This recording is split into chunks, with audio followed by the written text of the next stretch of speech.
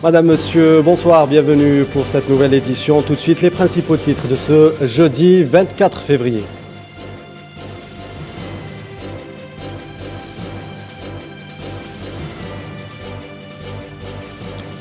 L'Ukraine se réveille sur les retentissements des bruits d'explosion de l'opération militaire russe à l'est du pays. De retentissement militaire à retentissement diplomatique, l'opération a suscité une avalanche de réactions occidentales.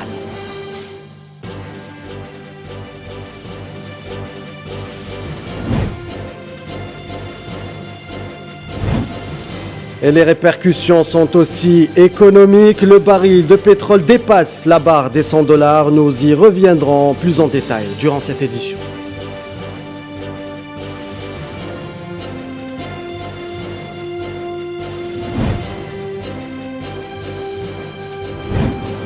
Et dans l'actualité africaine, au Mali, la CEDEAO reprend le chemin de la médiation pour fixer la durée de la transition une bonne fois pour toutes.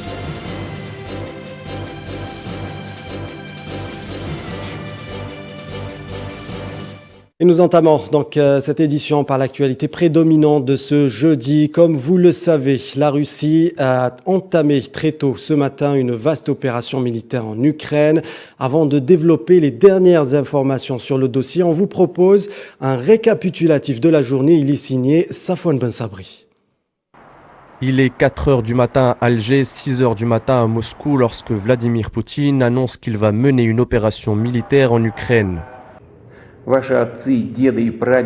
Le but de cette opération est de protéger les personnes qui depuis 8 ans sont victimes d'intimidation et de génocide de la part du régime de Kiev. Et pour cela, nous nous efforcerons de démilitariser et de dénazifier l'Ukraine. Nos plans ne comprennent pas l'occupation des territoires ukrainiens. Nous n'allons rien imposer par la force à personne. Avant même l'aube, l'Ukraine se réveille au son de bombardements russes, des bombes larguées sur plusieurs villes ukrainiennes, dont la capitale Kiev. Au lever du jour, les Ukrainiens sont déjà des milliers à quitter la capitale en direction de l'ouest. Au même moment, des chars russes traversent la frontière entre la Biélorussie et l'Ukraine, en Crimée et dans le Donbass. Les Ukrainiens se massent par centaines pour traverser la frontière polonaise. À 11h, l'armée russe annonce que les séparatistes pro-russes de l'Est de l'Ukraine auraient réalisé des gains territoriaux face à l'armée ukrainienne. En cours de journée, le ministère de la Défense ukrainienne annonce que le pays a subi de lourds dommages. Le président Zelensky s'adresse alors à la nation dans une allocution où il annonce la rupture des relations diplomatiques avec la Russie et déclare que l'Ukraine se battra pour sa liberté.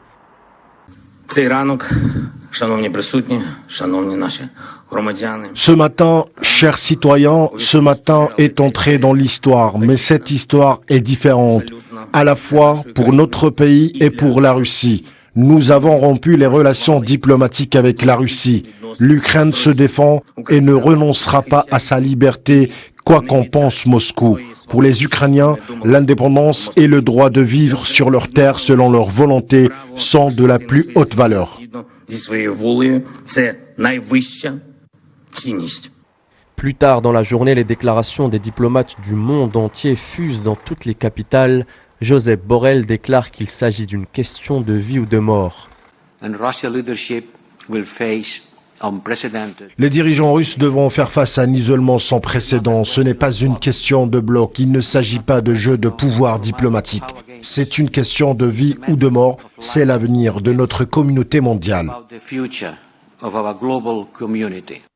Les chars avancent sur terre alors que les forces aériennes continuent de bombarder les points stratégiques et les bases militaires ukrainiennes.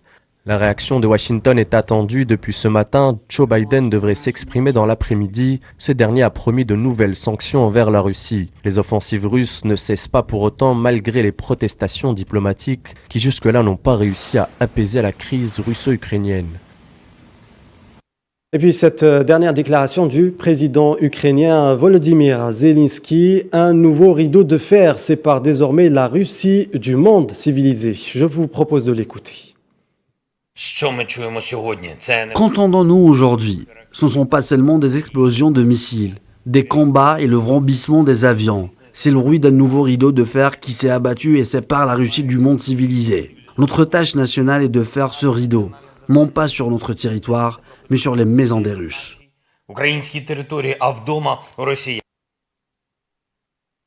Et la réaction du président russe Vladimir Poutine ne s'est pas faite attendre. Il déclare que la Russie ne veut pas porter atteinte au système économique mondial ni en être exclue. Une déclaration qui survient au moment où son invasion en Ukraine a pétrifié les marchés et exposé Moscou à des sanctions dévastatrices. Je ne sais pas si nous avons le son de Vladimir Poutine. Apparemment, nous n'avons pas encore réussi à avoir le son du président russe Vladimir Poutine. Et la défense... Voilà, donc nous avons avec nous, pour en parler de cette crise ukrainienne, le politologue, analyste spécialiste en politique, Nicolas Mirkovic. Bonsoir. Bonsoir. Alors, Monsieur Mirkovic, nous venons d'écouter une déclaration du président ukrainien, Volodymyr Zelensky. Il y a aussi eu une déclaration qui est tombée il n'y a pas si longtemps que ça du président russe Vladimir Poutine. Que pensez-vous justement de ces dernières déclarations? D'un côté, l'Ukraine qui parle de rideau de fer, d'un autre côté, la Russie qui ne veut pas voir l'économie mondiale impactée. Quelle lecture faites-vous en fin de compte? Il est important pour comprendre tout ce contexte de revenir à l'origine, et je ne vais pas donner un cours d'histoire, mais la guerre n'a pas commencé aujourd'hui. La guerre a commencé en 2014, quand des manifestants soutenus par les États-Unis, l'Union européenne, à travers les manifestations de l'Euromaïdan, ont renversé de manière manu militari, on va dire, le président démocratiquement élu de l'Ukraine. N'oublions pas qu'il y a eu un coup d'État en 2014. Suite à ce coup d'État, on a eu un gouvernement radicalement anti-russe, ce qui n'était pas le cas, et ce qui n'est pas dans la nature de tous les Ukrainiens. Les Ukrainiens ne sont pas tous anti-russes, mais ce gouvernement anti-russe est au pouvoir depuis 2014. Depuis 8 ans, il y a la guerre au Donbass, une guerre qui est menée contre la population russophone qui est à l'est et au sud du pays. Aujourd'hui, la Russie, et je regrette qu'on soit arrivé à la guerre, je pense que personne ne peut aimer la guerre, surtout ceux qui l'ont vécue, est intervenue parce qu'on voit que c'est une faillite d'abord du projet américain de l'Ukraine, donc ils ont essayé de pousser l'Ukraine et de séparer l'Ukraine de la Russie, ça n'a pas marché, c'est une faillite de la diplomatie de l'Union européenne qui n'a pas réussi à trouver la paix pendant 8 ans. Aujourd'hui, Moscou a décidé que la Russie allait gérer le problème ukrainien tout seul, parce que pour deux raisons, qu'ils ne pouvaient pas continuer à accepter l'ostracisme dont sont victimes les russophones d'Ukraine, et deuxièmement, parce qu'il ne veut pas d'un pays hostile sur sa frontière. C'est un intérêt géopolitique stratégique majeur. Aucun pays peut accepter une puissance hostile. L'Ukraine avait avait proposé de rentrer dans l'OTAN. L'Ukraine dans l'OTAN, ça voudrait dire des missiles pointés sur la Russie. Et donc voilà quoi. Donc je pense que ce soir, il va y avoir beaucoup de prises de parole très officielles. Vladimir Zelensky parle de nouveaux rideaux qui tombent sur la Russie. On verra jusqu'où est-ce que l'Europe de l'Ouest peut se passer de la Russie. Je rappelle que 40% du gaz que consomment les pays européens provient de la Russie. Est-ce que les Européens vont donc couper les robinets de gaz, le chauffage en plein hiver? Cela m'étonnerait, on va voir. Je pense que c'est une rhétorique de la part de Zelensky qui le dépasse. Et du côté russe, bon, c'est clair, je pense qu'ils ont calculé que cette intervention allait leur coûter.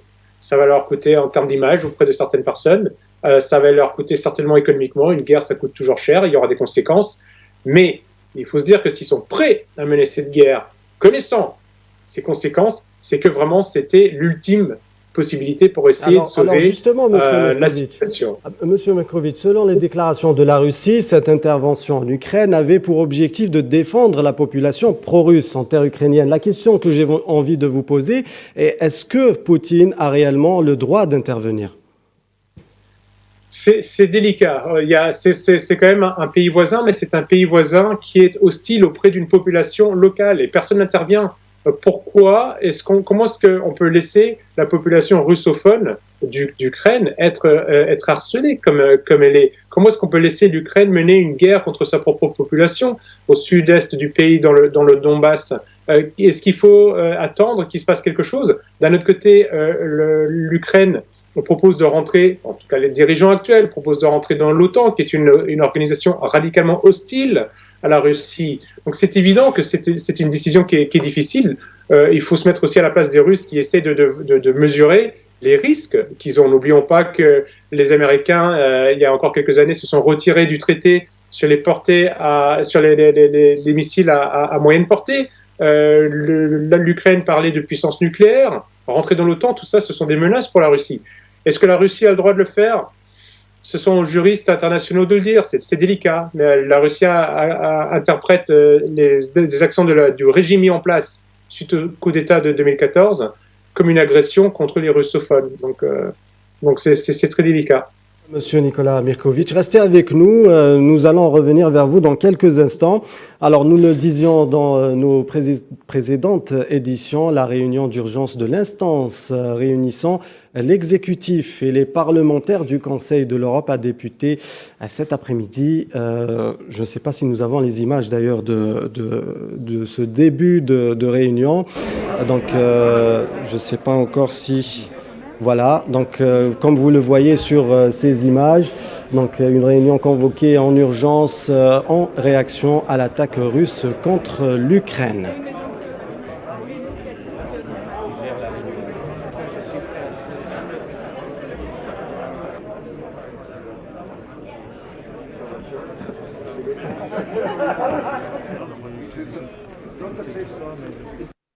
Et la défense russe a déclaré y avoir mis hors service 74 sites terrestres de l'infrastructure militaire ukrainienne.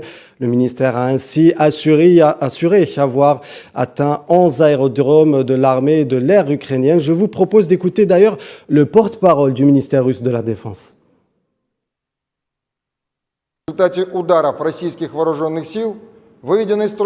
À la suite des frappes menées par les forces armées russes, 74 installations militaires terrestres ukrainiennes ont été mises hors service, y compris 11 aérodromes de la force aérienne, 3 postes de commandement, une base pour les forces navales de l'Ukraine, ainsi que 18 stations radar RLS du S-300 et du Buk système de missiles anti-aériens M1, un hélicoptère de combat et 4 véhicules aériens sans pilote Bayraktar TB2 ont été abattus. Et selon le gouvernement ukrainien, plus de 40 militaires ukrainiens avaient été tués, des douzaines de blessés et près de 10 civils tués. Un bilan, rappelons-le, donné très tôt ce matin, au moment où les forces russes ont effectué une percée désormais dans la région de Kiev, la capitale. On a un couvre-feu de 22h à 7h a été instauré. Je propose à présent de retrouver notre invité par visioconférence, donc Monsieur Nicolas Mikrovic.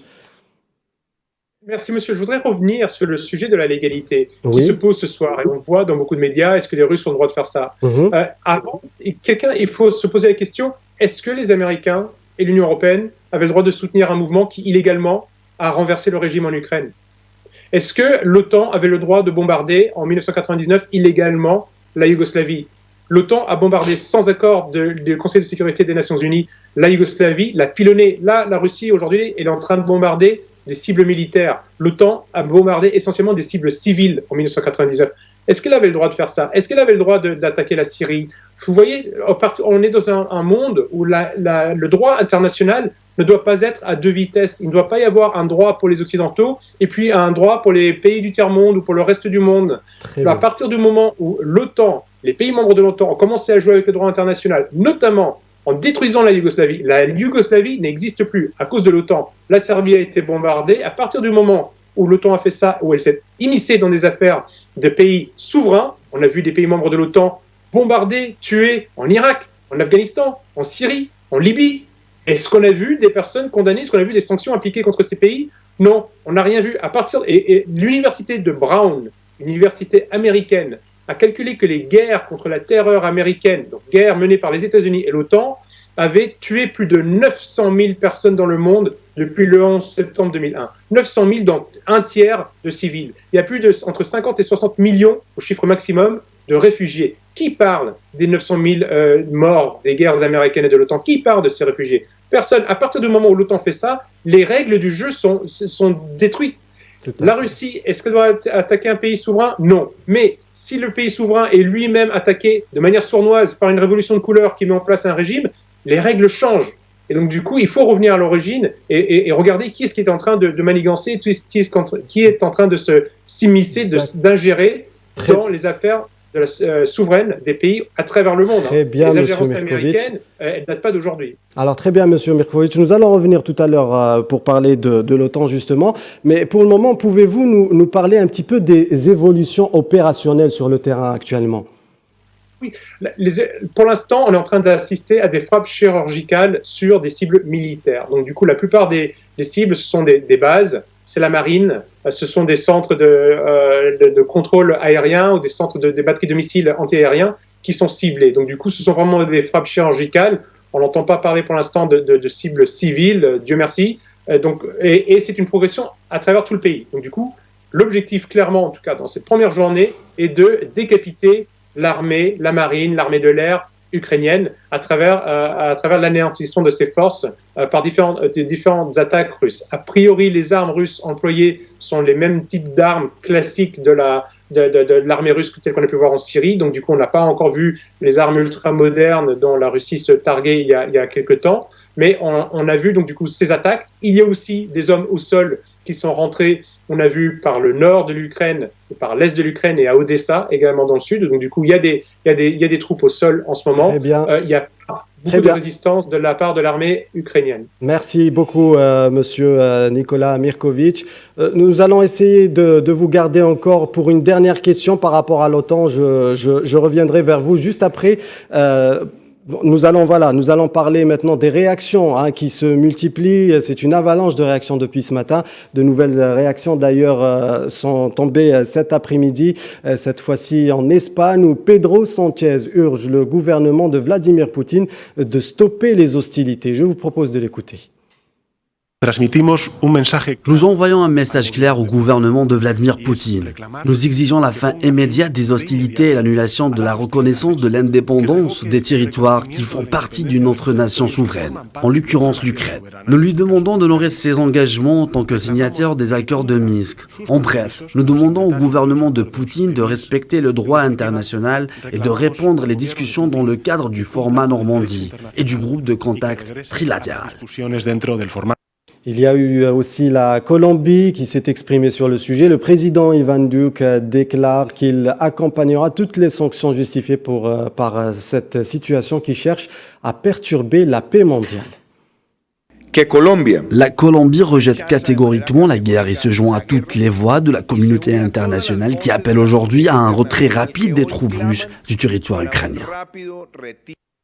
Et le Premier ministre australien Scott Morrison annonce donc une deuxième série de sanctions à l'encontre de la Russie. Il condamne, je cite, l'invasion illégale de la Russie en annonçant des sanctions à l'encontre de 4 institutions financières et de 25 personnes appartenant à 4 entités en charge du développement et de la vente d'équipements militaires.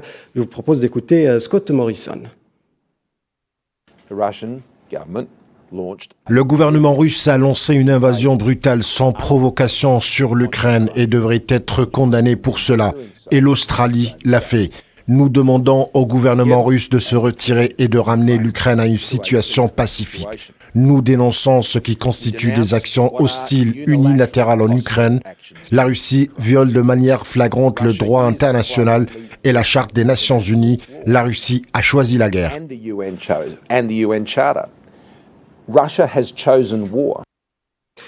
Alors, nous retrouvons donc notre invité, donc c'est Monsieur Nicolas Mirković. Rebonsoir. Bonsoir. Alors, maintenant, nous allons parler de l'OTAN. Ce matin, le chef de l'OTAN, lors d'une conférence de presse, avait annoncé la tenue d'un sommet d'urgence prévu demain. Il a également souligné le renforcement des positions militaires de l'OTAN aux frontières de l'Ukraine. Est-ce qu'aujourd'hui, l'OTAN peut intervenir, a le droit d'intervenir en Ukraine, Monsieur Mirković? Normalement, non. Il n'y a aucun accord ni de traité entre l'Ukraine et l'OTAN qui justifierait que l'OTAN intervienne pour défendre l'Ukraine. Donc non. Et Jens Stoltenberg, dans sa conférence de presse, a dit que l'OTAN n'irait pas à la confrontation avec la Russie. L'OTAN invoque son droit à la défense et va certainement renforcer ses positions dans les pays limitrophes ou proches. Donc on peut penser aux pays baltes, on peut penser à la Pologne évidemment, mais il n'y a pas de projet de confrontation pour l'instant. Pour l'instant, l'OTAN est une organisation anti-russe. C'est une partie du problème. Depuis de nombreuses années, l'OTAN et les pays membres de l'OTAN essayent de soulever des pays qui sont dans la zone proche de la Russie, en Géorgie, en Arménie, en Ukraine. Je pense que l'OTAN regarde ça évidemment de très très près, mais il n'y a pas de menace d'intervention à l'heure actuelle, au contraire. Très bien. Merci beaucoup, Monsieur Merkovitch, pour toutes vos réponses et toutes ces explications. Je rappelle que vous êtes spécialiste, analyste en géopolitique. La Finlande, de son côté, se prépare à accueillir des réfugiés. La première ministre finlandaise, Sanna Marin, explique la possibilité d'observer un nombre important de réfugiés arrivant d'Ukraine.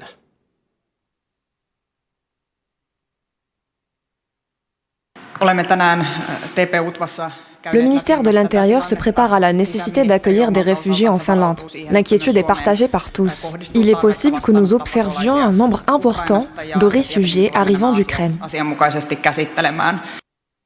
La présidente de la Commission européenne, Ursula von der Leyen, a déclaré que l'Union européenne était pleinement préparée à tout afflux éventuel de réfugiés en provenance d'Ukraine. La Pologne a annoncé la mise en place de centres d'accueil pour les réfugiés ukrainiens à proximité des principaux postes frontières entre les deux pays.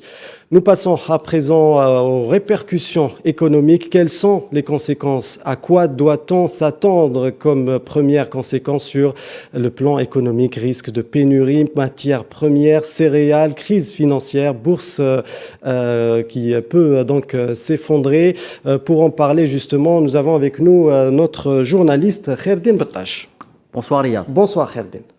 Très bien, justement. Alors l'économie n'est pas à l'abri des répercussions que peut engendrer cette crise russo-ukrainienne qui est en quelque sorte en train de dégénérer après donc les opérations militaires engagées par la Russie en territoire ukrainien. Alors les premières conséquences sont tombées aux alentours de midi. Nous avons des chiffres alarmants, cher Riyad. Tenez-vous bien, on va les exposer en infographie.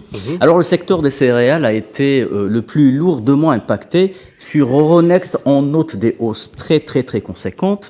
Alors, on a 344 € la tonne pour le blé, une évolution de 49 €. Le maïs a augmenté de 32 € à 304 € la tonne, ainsi que le colza, pour échéance mois de mai, 38 € la tonne, plus 38 € la tonne à 778 € la tonne, pardon. Donc les conséquences sur le secteur de l'énergie, on les attendait. Le baril de pétrole est sur une tendance haussière depuis plusieurs semaines. Il a dépassé la barre des $100. Exactement. Il a dépassé la barre désormais symbolique des $100. On a un baril de Brent à $103 en hausse de 7,4% aujourd'hui sur les marchés. À Londres, à New York, le baril de WTI, la référence américaine, est passé d'un prix de 93 à 97,6 $ le baril, une hausse conséquente de 5,3%. Le panier OPEP, bizarrement, perd du terrain, il cède 1,8%. En ce qui concerne le gaz, les inquiétudes sont plus vives. On a un MBTU, à 4,8 $, le MBTU, plus 5,3%. Les conséquences de la crise russo-ukrainienne s'étendent aussi aux marchés financiers. Les bourses dévissent à leur tour. Les marchés européens cèdent 4%. À Wall Street, on a une baisse de 2,5%. La bourse russe, lourdement impactée, a laissé beaucoup de plumes, moins 40%, avec une baisse du rouble estimé, de la monnaie donc russe estimée à 7%. À 87 roubles, donc elle s'échange à 87 roubles pour $1. On a aussi une baisse qui a impacté les crypto-monnaies. Elles aussi, elles font partie désormais du paysage financier avec moins 7% pour le Bitcoin. Les conséquences dont vous parliez, on peut les résumer ainsi. On a un risque de pénurie en ce qui concerne le secteur des céréales. Céréales, tout à fait. Vous allez me demander pourquoi. Je vais vous répondre que la Russie et l'Ukraine font partie des plus gros producteurs de céréales au monde. Donc on a un risque de pénurie, notamment chez les pays qui affichent une grosse dépendance ou consommation de céréales, à l'image de l'Égypte ou même l'Algérie, qui risquent de se tourner vers d'autres marchés. Les malheurs des uns font le bonheur des autres, comme on dit. L'Argentine, les États-Unis ou même d'autres pays émergents en matière de production de céréales peuvent tirer profit de cette situation. Un nouvel épisode de la crise financière n'est pas non plus à écarter, avec une hausse conséquente de l'inflation dans plusieurs pays. Certaines monnaies pourraient s'effondrer suite à cette crise financière. Enfin, le gel des avoirs de certains pays dans les banques occidentales risque fortement de perturber le circuit financier. Plusieurs pays pourraient également entrer en récession, mettant en péril donc la viabilité de certains secteurs sensibles qui n'ont pas encore recouvré toute leur santé économique, à l'image du transport ou le tourisme. On va conclure avec ça, ne l'oublions pas, les conséquences de la pandémie Covid-19 se ressentent toujours. Très bien, merci beaucoup Kherdin Batash pour toutes ces explications. Nous continuons avec la guerre qui vient donc d'éclater en Ukraine, couronne des années d'un conflit de basse intensité aux contours complexes. Le Donbass, région russophone frontalière, est au centre du conflit. Retour sur la genèse et l'évolution de cette crise qui menace aujourd'hui la stabilité globale avec Sofiane Barouti. L'embrasement des fronts ukrainiens est entériné.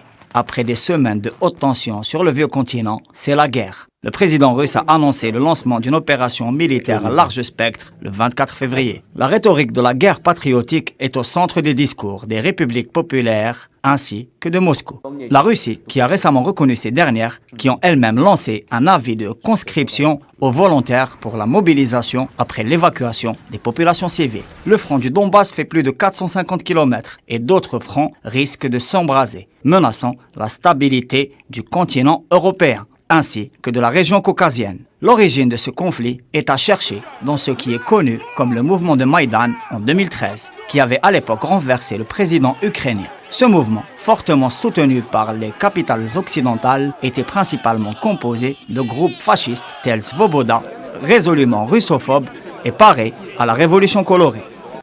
Il faut revenir à l'origine de cette situation tendue et cette situation de guerre civile en Ukraine. N'oublions pas qu'à l'origine, vous aviez le président ukrainien Viktor Yanukovych, qui lui avait le choix entre deux partenariats stratégiques économiques majeurs, l'un avec l'Union européenne, l'autre avec la Russie. Il a longtemps hésité entre les deux, on a longtemps cru à l'Ouest qu'il allait signer avec Bruxelles, et il a décidé de signer avec la Russie, ce qui n'était pas une mauvaise idée d'un point de vue purement économique. Le projet russe donnait plus d'avantages à l'Ukraine, et la vérité est que l'économie ukrainienne est beaucoup plus similaire à l'économie russe. Il y a beaucoup de normes en Europe, il est très difficile pour beaucoup de manufacturiers ukrainiens d'exporter vers l'Europe.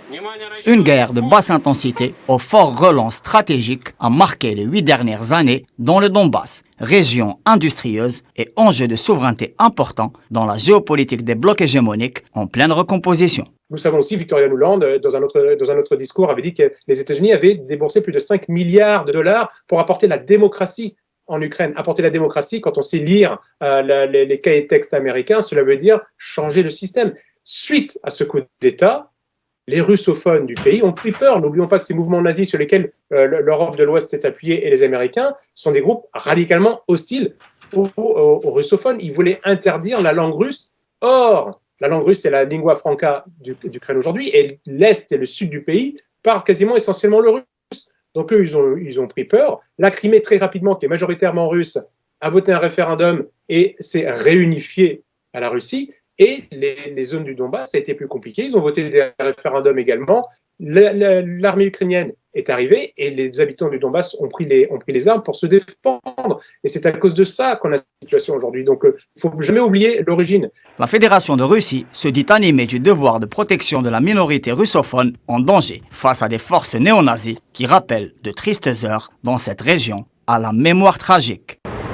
Un mouvement de panique a poussé les populations ukrainiennes vers la frontière polonaise, principalement à Lviv, à proximité des bases occidentales et des chancelleries récemment déplacées de Kiev. Les menaces de généralisation du conflit vers d'autres espaces géographiques sont réelles et les conséquences potentiellement catastrophiques. L'heure est à la prudence et à la responsabilité face aux défis de l'histoire. Justement, la crise ukrainienne, avec tout ce qui s'ensuit comme situation actuellement en Ukraine, nous en parlerons dans le Zoom de ce 19h dans quelques instants. Le sport aussi, il a été impacté par ce qui se passe en ce moment en Ukraine. Le président de l'UEFA, Alexander Sefrin, a décidé de convoquer une séance extraordinaire du comité exécutif. Donc pour demain à 10h, l'objectif est d'évaluer la situation et de prendre les décisions nécessaires après l'opération militaire donc, de la Russie en Ukraine. La finale de la Champions League le 28 mai prévue à Saint-Pétersbourg en Russie risque d'être délocalisée. La Fédération européenne de handball a décidé, elle, de son côté, de délocaliser ou de reporter les rencontres qui devaient se dérouler sur le sol ukrainien lors des 4 prochaines semaines.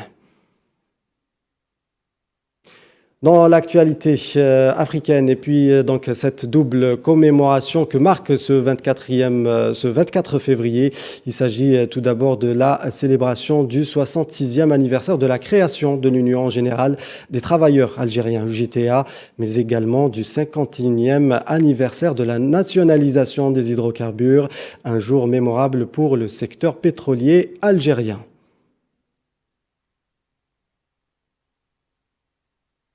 En Libye, Khaled Meshri, président du Haut Conseil de l'État, dit avoir échappé à une tentative d'assassinat à sa sortie du Conseil. Ceci en rappelant que le Haut Conseil d'État s'est plusieurs fois prononcé sur la décision du Parlement libyen à Tabrouk de nommer Bachara Fethi, Premier ministre. Une décision qui a été critiquée par Meshri. Nous vous le disions en titre, au Mali, la CEDEAO se rend à Bamako aujourd'hui s'est rendue à Bamako aujourd'hui pour participer à plusieurs séances de travail. La délégation conduite par le Nigérien Goodluck Jonathan et les autorités maliennes discuteront durant 2 jours de la durée de la prolongation de la période de transition. Objectif pour le médiateur, c'est entendre sur un délai raisonnable. Et côté santé, 115 nouveaux cas confirmés de coronavirus, 99 guérisons et 4 décès ont été enregistrés ces dernières 24 heures en Algérie, a indiqué le ministère de la Santé dans un communiqué. Et le vaccin anti-Covid de Sanofi est enfin prêt. Après 1 an de retard, le laboratoire français attend le feu vert de l'Union européenne et des États-Unis pour mettre sur le marché son vaccin anti-Covid. S'il obtient l'aval des autorités sanitaires, le sérum sera le 6e vaccin autorisé en Europe. Le vaccin de Sanofi utilise une technologie sur la base d'une protéine recombinante. Place à présent au Zoom du 19h.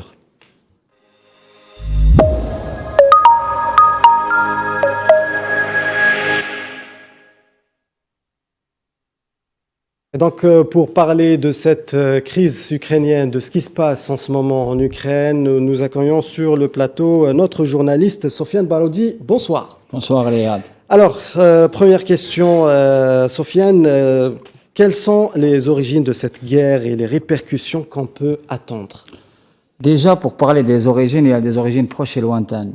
Les origines proches, c'est comme ça a été développé dans le VTR, notamment la situation post-mouvement de Maïdan, c'est-à-dire à partir de 2013, et la chute du gouvernement démocratiquement élu de Viktor Yanukovych, qui a été impulsé par ce qu'on appelle une révolution colorée, c'est-à-dire un mouvement qui n'est pas un mouvement de masse, qui est dirigé par des activistes dirigés depuis l'extérieur, notamment soutenus par des capitales occidentales, et ceci a été étayé maintes fois et prouvé. Cette situation a provoqué une guerre de basse intensité, notamment dans l'Est ukrainien, c'est-à-dire dans les territoires russophones, parce que les russophones considèrent que les groupes, notamment des groupes ouvertement néofascistes, je citerai par exemple Svoboda, voulait quasiment en découdre avec les russophones.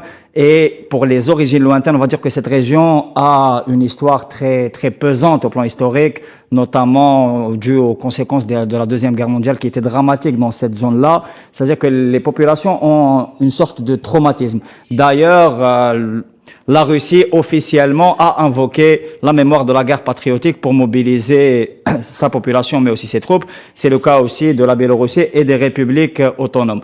Donc, il y a plusieurs raisons. Il y a aussi la raison de l'élargissement de l'OTAN depuis la chute du mur de Berlin, ce qui n'était pas prévu et ce qui a été fait en violation d'accords qui n'étaient pas des accords écrits. C'est pourquoi Moscou a demandé aux Occidentaux, notamment principalement aux pays de l'OTAN, d'écrire l'engagement du non-élargissement au-delà du territoire ukrainien. Alors justement, vous parlez d'occidentaux. Les gouvernements européens sont très inquiets par les évolutions. Quels sont les risques pour le continent européen ?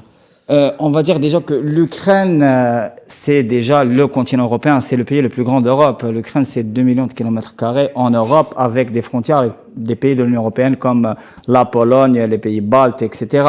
Les risques, c'est aussi de raviver une question qui a fait beaucoup de mal au continent européen, qui est la question des nationalités. C'est-à-dire que, par exemple, la guerre de Yougoslavie pendant les années 90, l'agression contre la Yougoslavie, elle a été motivée par, justement, on va dire, le fait que l'Union européenne naissante avait joué sur la question des nationalités en encourageant, par exemple, les Croates de Bosnie contre les Serbes de Bosnie.